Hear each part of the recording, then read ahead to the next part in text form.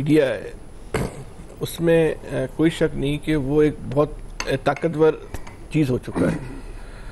اب اس طاقتور چیز ہونے کے پیچھے جو ہے نا بہت سارے محرکات ہیں. ہمیں نا ان محرکات کو بھی جو ہے نا وہ تلاش کرنا پڑے گا. سوشل میڈیا پاکستان کا ہو دنیا کے کسی بھی ملک کا ہو, ہر جگہ جھوٹ جو ہے نا سب سے زیادہ تیزی سے بکتا ہے. جھوٹ کی جو کشش ہے نا وہ سچ سے زیادہ ہوتی ہے, اس لیے جھوٹ جو ہے اس کو اس طرح ڈیزائن کیا جاتا ہے کہ اس کی فروغ بھی جو ہے وہ زیادہ ہوتی ہے. یہ ہر معاملے میں, چاہے وہ پاکستانی سیاست کا معاملہ ہو, کوئی کسی غیر ملکی عالمی واقعہ ہو, اس میں ہمیشہ میں نظر آیا کہ جھوٹ جو ہے وہ تیزی کے ساتھ جو ہے وہ سرایت کرتا ہے. اور پھر وہ جب حقائق سامنے آتے ہیں تو جیسے وہ عامر صاحب نے بھی بتایا کہ وہ جھوٹ اس حد تک بک چکا ہوتا ہے کہ وہ جھوٹ کے وزن میں ہی جو ہے نا سچ دب جاتا ہے. تو ہم بہت سارے لوگ جو ہے اس سچ تک نہیں پہنچ پاتے اور ہم اس جھوٹ کو ہی جو ہے نا سچ سمجھ کر جو ہے وہ اپنا اس پہ یقین کر لیتے ہیں.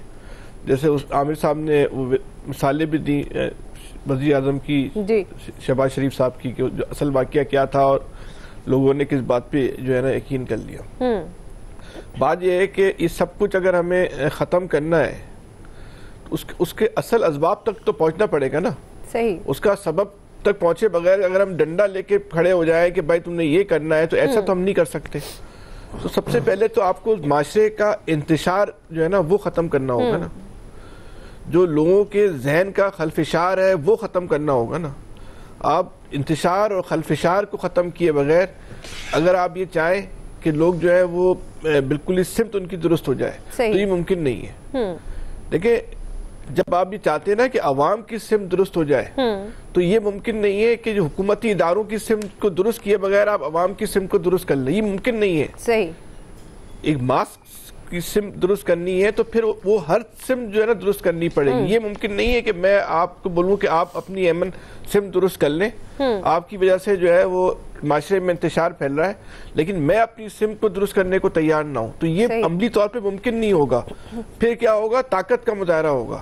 آپ میں جتنا دم ہے آپ اپنی طاقت کا مظاہرہ کریں گی, جتنا دم میرے میں اتنی طاقت کا مظاہرہ کروں گا. جو طاقتور ہوگا وہ حاوی ہو جائے گا. یہی ہمارے معاشرے کے اندر ہو رہا ہے. تو بہتر یہی ہے کہ کسی ایک طبقے پر نشانہ لگانے پہ انگلی اٹھانا یا اس پہ تنقید کرنے کے بجائے معاشرے کے تمام طبقوں کو جو ہے اپنی سمت درست کرنی ہوگی. اگر آپ سمت درست نہیں کریں گے اور اس کے بغیر آپ درست نتائج حاصل کرنا چاہیں گے تو کبھی بھی حاصل نہیں کر سکیں گے. اب یہ فیصلہ جو ہے وہ حکومت نے کرنا ہے, کسی اور نے نہیں کرنا ہے. صحیح.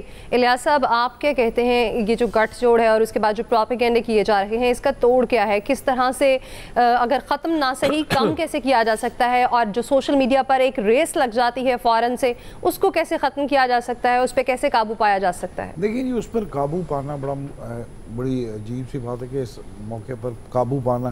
انڈیا تو ہر وقت اس تیاری میں بیٹھا ہوا ہے. اب افغانستان بھی, اور انڈیا کی جانب سے جو ان کے ایجنٹس ہیں, جو ان کے کہیں گے کہ دیگر ممالک میں بیٹھے ہوئے ہیں, جو تخریب کاریاں دہشت گردیاں کرنے میں ملوث ہیں, تو وہ بھی اس چیز میں سارے, وہ ظاہر ہے فیک اکاؤنٹس بنائے ہوئے انہوں نے, وہ ایک دم تحریک چلاتے ہیں اپنا, یعنی کہ شروع کر دیں گے پاکستان کے.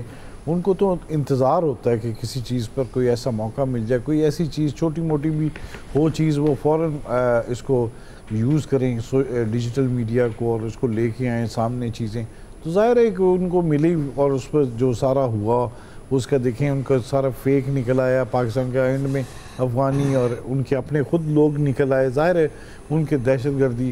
تو اس چیز کو دیکھتے ہوئے اب دیکھیں ان کے لیے نہیں, ابھی بھی وہ اسی پر لگے ہوئے ہیں.